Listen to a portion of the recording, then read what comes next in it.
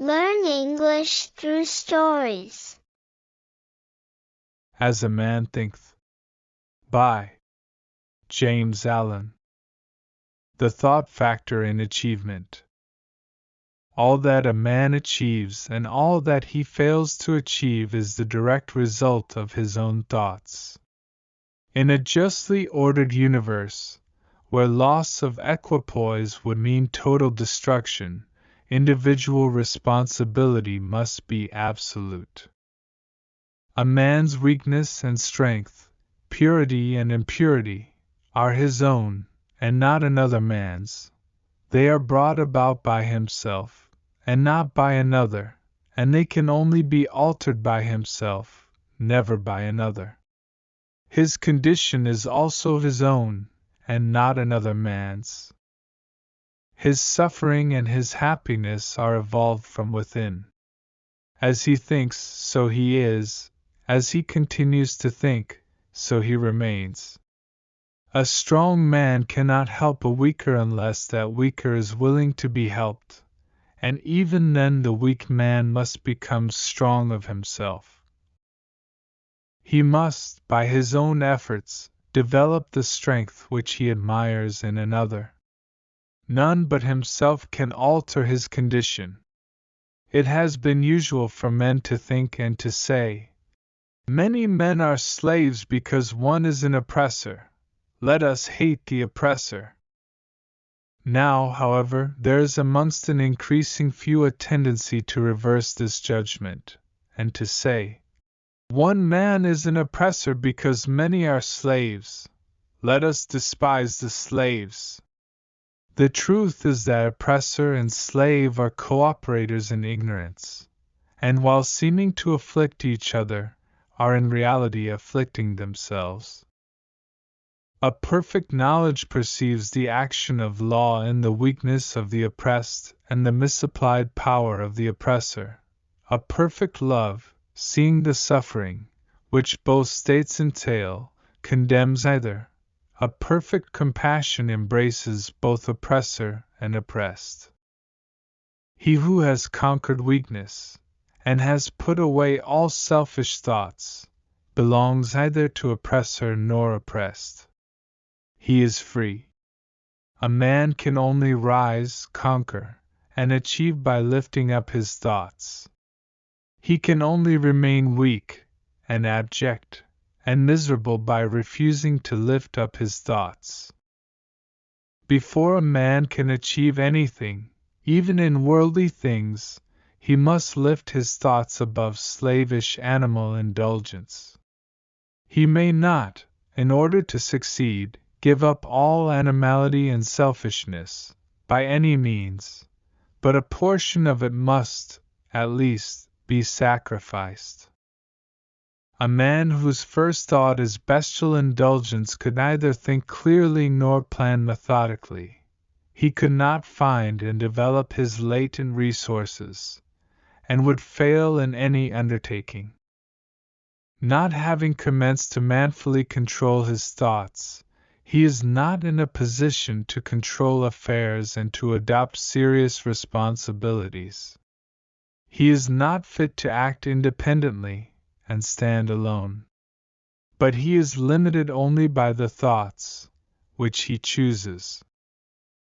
There can be no progress, no achievement without sacrifice, and a man's worldly success will be in the measure that he sacrifices his confused animal thoughts, and fixes his mind on the development of his plans, and the strengthening of his resolution and self-reliance.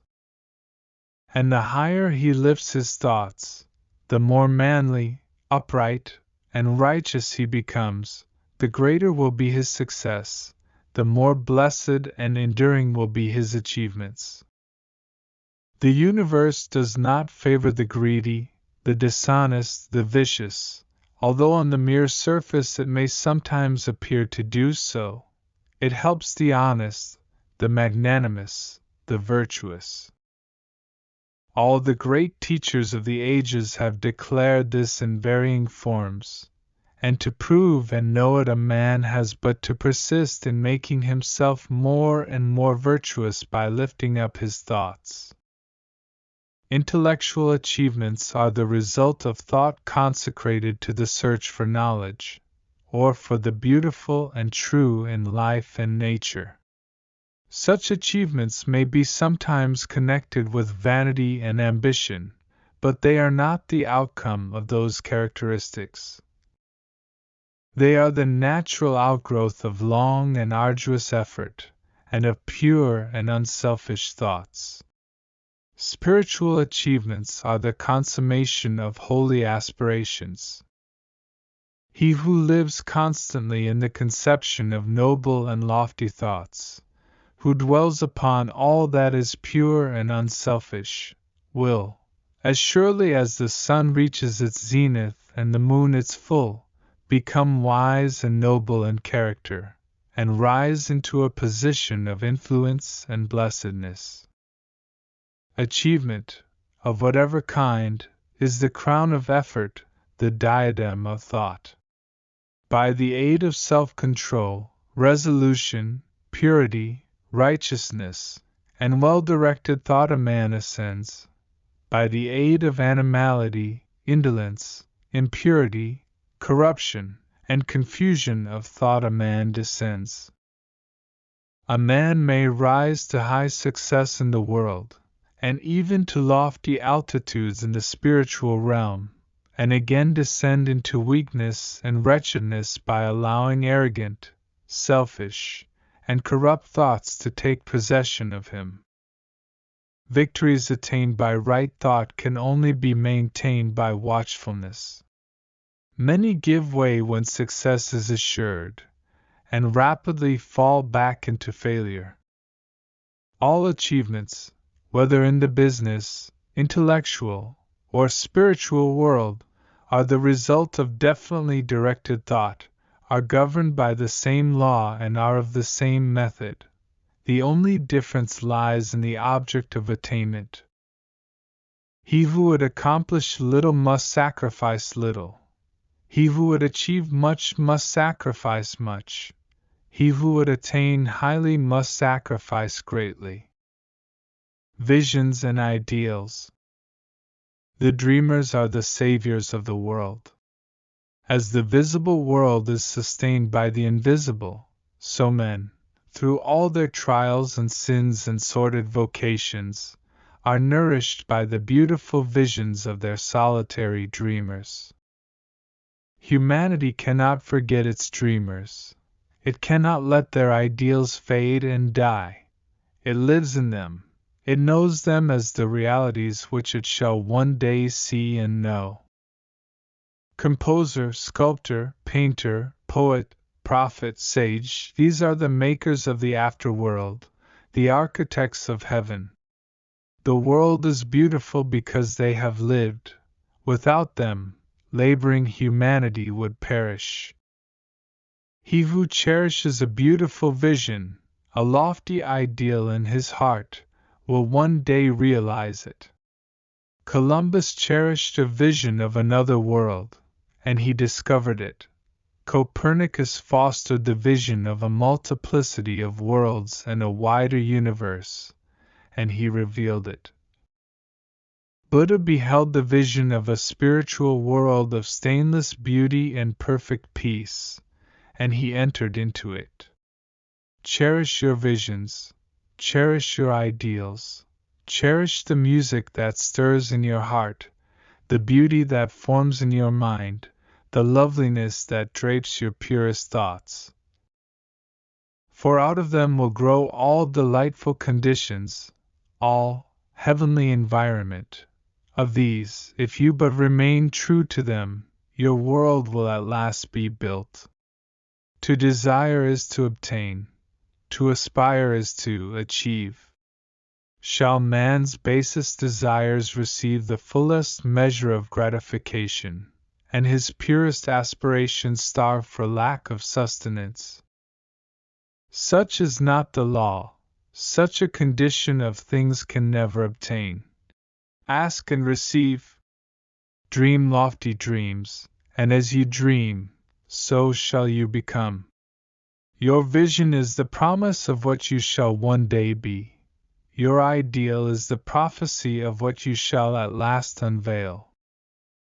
The greatest achievement was at first and for a time a dream. The oak sleeps in the acorn, the bird waits in the egg, and in the highest vision of the soul a waking angel stirs.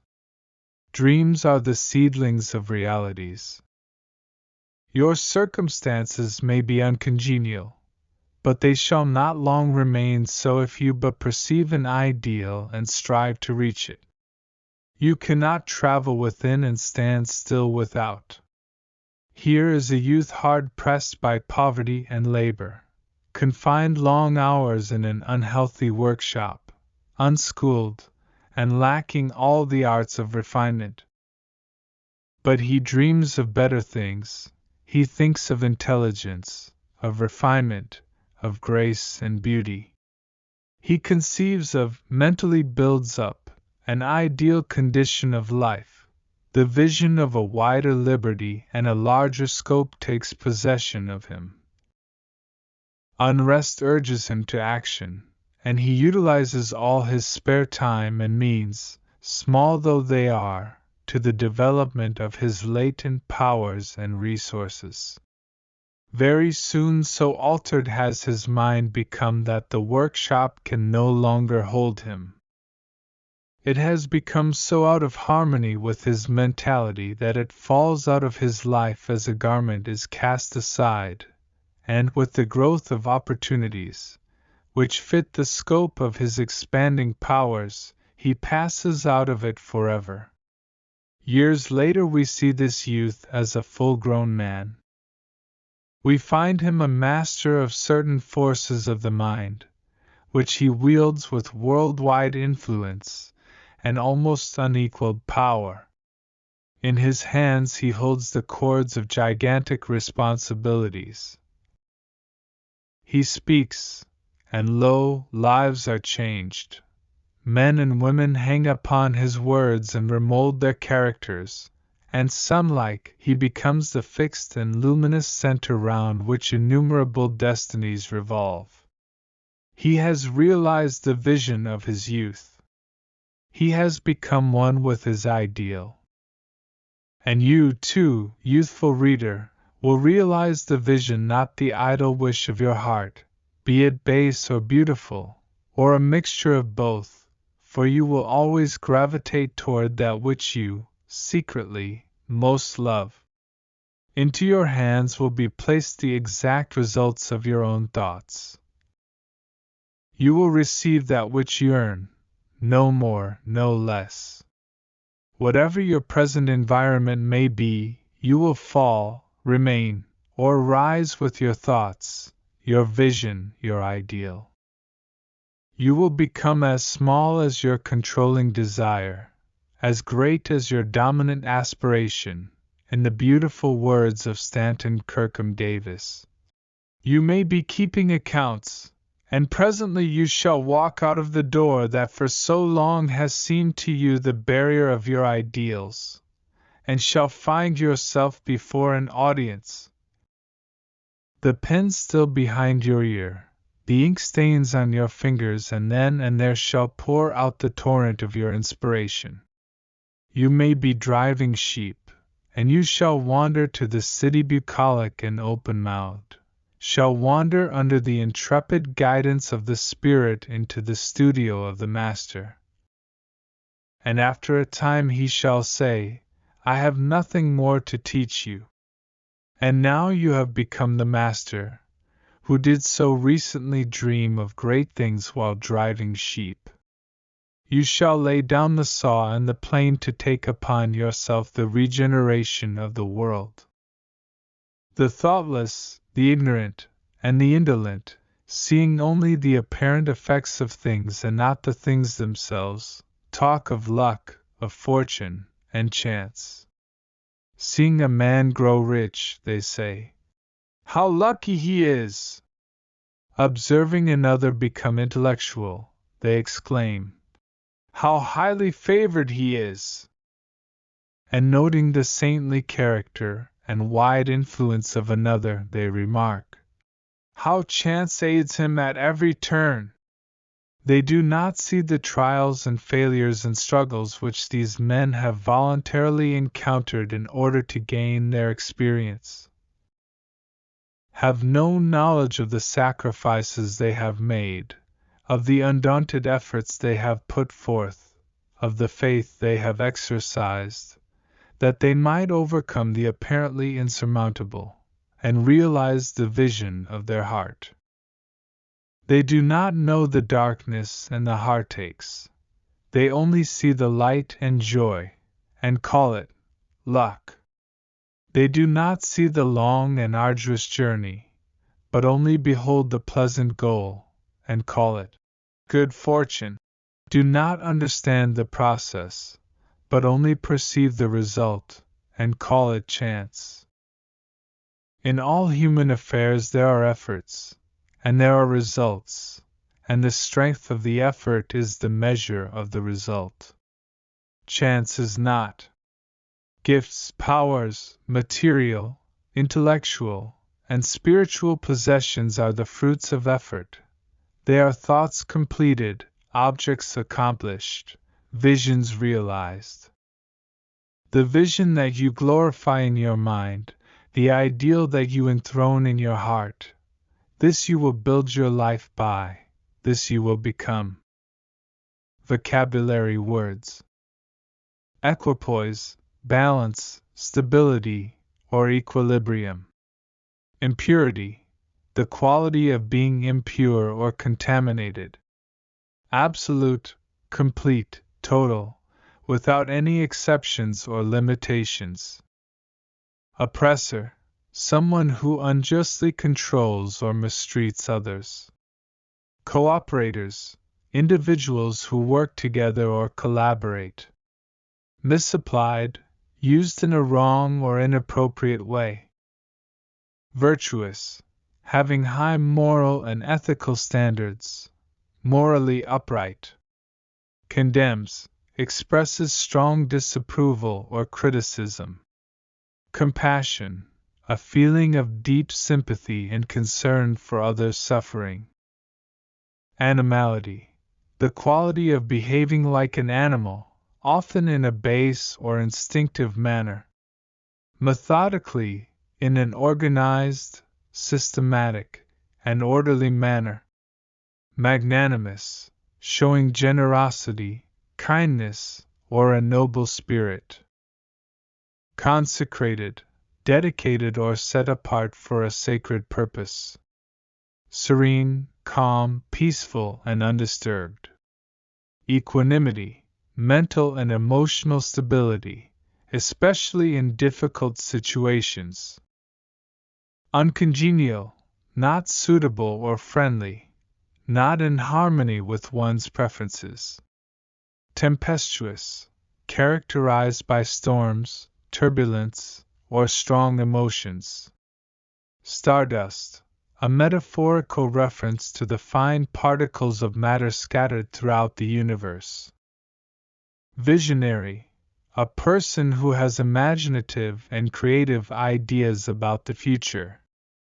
Ideals, principles or standards that are considered perfect or ideal. Nourished, provided with the necessary sustenance or support.